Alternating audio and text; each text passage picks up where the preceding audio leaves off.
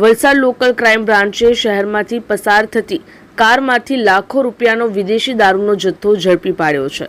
નવાઈની વાત એ છે કે આ કારમાંથી પોલીસને અલગ અલગ નંબર પ્લેટો પણ મળી આવી છે। આ ગુનામાં સંડોવાયેલા કુખ્યાત આરોપી પોલીસને જોઈને નાસી છૂટવામાં સફળ રહ્યો છે। વલસાડ જિલ્લામાં દારૂની હેરાફેરી અટકાવવા પોલીસ અધિક્ષક યુવરાજસિંહ જાડેજાની સૂચનાથી એલસીબીની ટીમ પેટ્રોલિંગમાં હતી।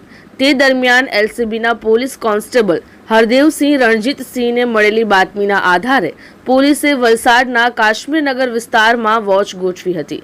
સેન્ટ્રલ પાર્ક બિલ્ડિંગની સામેથી પસાર થતી Hyundai Creta car number GJ15CK9803 ને પોલીસે અટકાવી હતી। કારની તલાશી લેતા તેમાંથી ભારતીય બનાવટનો વિદેશી દારૂ, વિસ્કી અને બિયરના ટીન મળી કુલ 888 નંગ બોટલો મળી આવી હતી।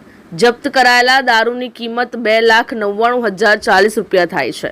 પોલીસે 7 લાખની કાર અને દારૂ મળીને કુલ 9,99,040 રૂપિયાનો મુદ્દામાલ કબજે કર્યો છે।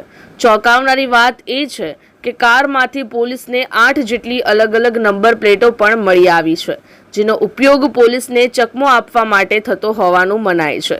કારનો ચાલક અને કુખ્યાત બુટલેગર નિલેશ ઉર્ફે નીલિયો ગુંડો, જે પારનેરા અને અન્ય એક અજાણ્યો ઇસમ પોલીસને જોઈને કાર મૂકીને નાસી છૂટ્યો હતો।